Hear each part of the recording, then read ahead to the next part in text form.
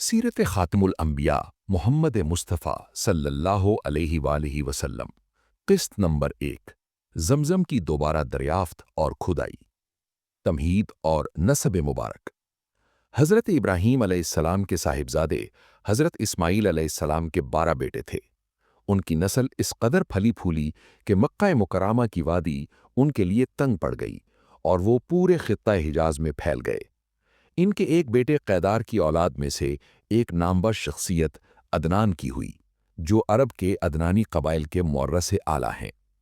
عدنان کے بیٹے کا نام معد اور پوتے کا نام نزار تھا۔ نزار کے 4 بیٹے تھے، جن میں سے ایک کا نام مزر تھا۔ مزر کی نسل سے فہر بن مالک پیدا ہوئے اور یہی وہ شخصیت ہیں جن کا لقب قریش تھا، اور انہی سے قبیلہ قریش کی بنیاد پڑی۔ قریش کی اولاد کثرت سے بڑھی اور مختلف قبیلوں اور شاخوں میں تقسیم ہو گئی۔ ان کی اولاد میں سے قصی بن کلاب نے بڑا نام اور اقتدار حاصل کیا۔ قصی کے 3 بیٹے ہوئے، ان میں سے ایک عبد مناف تھے، جن کی اگلی نسل میں ہاشم یعنی نبی کریم صلی اللہ علیہ وآلہ وسلم کے پردادا پیدا ہوئے۔ حضرت ہاشم اور جناب عبد المطلب کا واقعہ۔ جناب ہاشم نے مدینہ منورہ کے ایک سردار کی بیٹی سے شادی کی۔ ان کے ہاں ایک چاند سا بیٹا پیدا ہوا جس کا نام شیبہ یعنی بوڑھا، کیونکہ پیدائشی طور پر ان کے بالوں میں کچھ سفیدی تھی، رکھا گیا۔ یہ بچہ ابھی شیر خوار ہی تھا کہ والد محترم ہاشم کا انتقال ہو گیا۔ ہاشم کے بعد ان کے بھائی مطلب مکہ کے حاکم بنے۔ ادھر ہاشم کا بیٹا یعنی شیبہ مدینہ منورہ میں اپنے ننہال میں پرورش پاتا رہا۔ جب مطلب کو علم ہوا کہ ان کا بھتیجا اب جوان ہو چکا ہے تو وہ اسے لینے خود مدینہ گئے۔ جب وہ اپنے بھتیجے کو اپنی سواری کے پیچھے بٹھا کر مکہ مکرمہ میں داخل ہوئے تو گرد و غبار کی وجہ سے لوگوں نے پہچانا نہیں اور خیال کیا کہ یہ نوجوان شاید مطلب کا نیا غلام ہے۔ مطلب نے لوگوں کو ٹوکا اور بتایا، ارے یہ غلام نہیں، یہ میرے بھائی ہاشم کا بیٹا اور میرا بھتیجا ہے۔ لیکن لوگوں کی زبان پر چڑھا ہوا لفظ عبد المطلب یعنی مطلب کا غلام اتنا مشہور ہوا کہ ان کا اصل نام شیبہ چھپ گیا اور دنیا انہیں عبد المطلب کے نام سے جاننے لگی۔ اولاد عبد المطلب۔ اللہ تعالیٰ نے عبد المطلب کو بہت نوازا۔ ان کے ہاں ابو طالب، حمزہ، عباس، عبداللہ، ابو لہب، حارث، زبیر، زرار اور عبد الرحمن جیسے بیٹے پیدا ہوئے۔ ان بیٹوں میں سے حضرت عبداللہ سب سے زیادہ خوبصورت، لاڈلے اور سب سے زیادہ پاک دامن تھے۔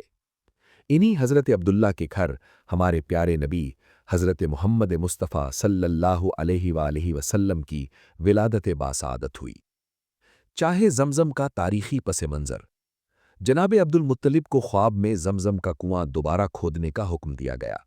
یہ وہی کنواں تھا جو حضرت اسماعیل علیہ السلام کے ایڑیاں رگڑنے سے جاری ہوا تھا، لیکن اسے قبیلہ جرہم کے آخری سردار مداد بن عمر نے پاٹ دیا یعنی بند کر دیا تھا۔ قصہ کچھ یوں ہے کہ قبیلہ جرہم ایک طویل عرصے تک مکہ کا حکمران اور بیت اللہ کا نگران رہا، لیکن جب انہوں نے بیت اللہ کی بے حرمتی شروع کر دی اور ظلم و زیادتی پر اتر آئے تو ان کا زوال شروع ہو گیا۔ ان کا سردار مداد ایک سمجھدار آدمی تھا۔ اس نے قوم کو بہت سمجھایا کہ حرم کی بے حرمتی نہ کرو ورنہ تباہ ہو جاؤ گے، مگر کسی نے نہ سنی۔ جب مداد نے دیکھا کہ عذاب یا دشمن کا حملہ یقینی ہے تو اس نے خانہ کعبہ کا تمام مال و دولت، سونے کے ہرن، تلواریں اور زرہیں نکال کر زمزم کے کنویں میں ڈال دیں اور اوپر سے مٹی ڈال کر اسے زمین کے برابر کر دیا تاکہ دشمن کو اس کا نشان نہ ملے۔ یوں زمزم کا نام و نشان مٹ گیا۔ اس کے بعد قبیلہ بنو خزاعہ نے بنو جرہم کو مار بھگایا اور ایک طویل عرصہ بشمول قصی بن کلاب کا دور پانی کے اس عظیم ذخیرے کے بغیر ہی گزر گیا۔ عبد المطلب کا خواب اور غیبی اشارے۔ حضرت علی رضی اللہ عنہ سے روایت ہے کہ عبد المطلب نے اپنا واقعہ خود بیان کیا۔ میں حجر اسود کے مقام یعنی حتیم میں سو رہا تھا کہ خواب میں ایک آنے والا آیا اور مجھ سے کہا، طیبہ کو کھودو۔ میں نے پوچھا، طیبہ کیا ہے؟ مگر وہ بتائے بغیر چلا گیا۔ اگلی رات پھر وہ شخص خواب میں آیا اور کہا، برہ کو کھودو۔ میں نے پوچھا، برہ کیا ہے؟ وہ پھر خاموش رہا اور غائب ہو گیا۔ تیسری رات پھر وہی آواز آئی، مجنونہ کو کھودو۔ میں نے سوال کیا، یہ کیا ہے؟ मगर जवाब न मिला। चौथी रात जब वो शख्स ख्वाब में आया तो उसने वाज़ेह हुक्म दिया, जमजम खोदो। मैंने पूछा, जमजम क्या है? उसने जवाब दिया, जमजम वो है जिसका पानी कभी खत्म नहीं होता, जो हाजियों के जम गफीर को सैराब करता है। ये कुआं वहां है जहां गंदगी और खून पड़ा है, और वहां एक कौवा ठोंगे मार रहा है। अगली सुबह अब्दुल मुत्तलिब अपने इकलौते बेटे हारिस के साथ निशानी वाली जगह पहुंचे। उन्होंने देखा कि वाकई वहां दो बुतों यानी आसाफ और नायला के दरमियान, जहां मुशरिकीन कुर्बानियां करते थे, गंदगी और खून पड़ा है, और एक कौवा वहां ठोंगे मार रहा है। जगह मुतय्यन हो गई तो अब्दुल मुत्तलिब कुदाल ले आए और खुदाई का इरादा किया। ऐन इसी वक्त कुरैश के सरदार वहां आ पहुंचे और रुकावट डालते हुए बोले, अल्लाह की कसम, हम तुम्हें यहां खुदाई नहीं करने देंगे। तुम हमारे इन दो मुकद्दस बुतों के दरमियान कुआं खोदना चाहते हो जहां हम कुर्बानियां करते हैं। अब्दुल मुत्तलिब का अज़्म पुख्ता था। उन्होंने अपने बेटे हारिस से कहा, बेटा, तुम इन लोगों को मेरे करीब न आने देना, मैं खुदाई जारी रखूंगा, क्योंकि मुझे मेरे रब की तरफ से हुक्म मिला है। कुरैश ने जब देखा कि ये बूढ़ा सरदार और इसका बेटा मरने मारने पर तैयार हैं, तो वो पीछे हट गए। थोड़ी ही खुदाई के बाद कूड़े की मंडेर नजर आने लगी। अब्दुल मुत्तलिब ने खुशी से अल्लाहु अकबर का नारा लगाया और पुकार उठे, देखो, ये इस्माईल अलैहिस्सलाम की तामीर है। मलकियत का झगड़ा और सहरा का मोजिज़ा। जब पानी निकल आया तो कुरैश के तेवर बदल गए। वो बोले, ए अब्दुल मुत्तलिब, ये हमारे बाप इस्माईल अलैहिस्सलाम का कुआं है, लिहाजा इस पर हमारा भी हक है, हम इसमें तुम्हारे शरीक होंगे। अब्दुल मुत्तलिब ने साफ इनकार कर दिया, मैं तुम्हें शरीक नहीं कर सकता, ये खास अतिया मुझे दिया गया है। बात झगड़े तक पहुंची तो तय पाया कि किसी काहिना यानी नजूमी औरत से फैसला करवाया जाए।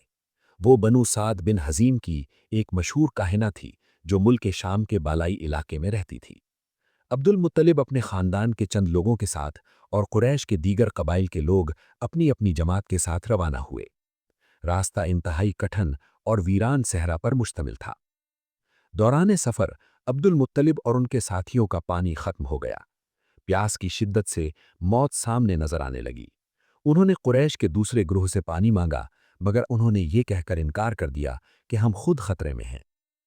जब मायूसी इंतहा को पहुंची तो अब्दुल मुत्तलिब ने साथियों से कहा कि अपनी अपनी कब्रें खोद लो, लेकिन फिर हिम्मत करके बोले, हाथ पांव हिलाए बगैर मर जाना कमजोरी है, आओ पानी तलाश करें। जैसे ही अब्दुल मुत्तलिब अपनी ऊँटनी पर सवार होने के लिए उठे और ऊँटनी बैठी हुई जगह से उठी, तो उसके पांव के नीचे से एक साफ शफ़ाफ चश्मा फूट पड़ा। सब ने बेख्तियार अल्लाहु अकबर का नारा लगाया। सब ने जी भरकर पानी पिया और मशकीज़े भर लिए। फिर अब्दुल मुत्तलिब ने कुरैश के उन लोगों को भी बुलाया जिन्होंने पानी देने से इनकार किया था, और कहा, आओ, तुम भी सैर होकर पी लो। ये मंजर देखकर कुरैश के लोग पुकार उठे, अल्लाह की कसम, ए अब्दुल मुत्तलिब, फैसला तो यही हो गया। जिस ज़ात ने तुम्हें इस वीरान सहरा में पानी पिलाकर बचाया है, वही ज़ात तुम्हें जमजम का भी मालिक बनाएगी। अब हमें काहिना के पास जाने की ज़रूरत नहीं, जमजम तुम्हारा ही है। खजाने की बरामदगी और फैसला। मक्का वापस आकर जब खुदाई मजीद गहरी की गई तो वो दफनशुदा खजाना यानी सोने के हिरन, तलवारें और ज़िरहें निकल आईं। सोना देखकर कुरैश की राल फिर टपक पड़ी। उन्होंने कहा, इसमें हमारा भी हिस्सा है। अब्दुल मुत्तलिब ने अमन कायम रखने के लिए कहा, आओ काबा में कुरा डालते हैं, यानी जो उस दौर का इंसाफ का तरीका था।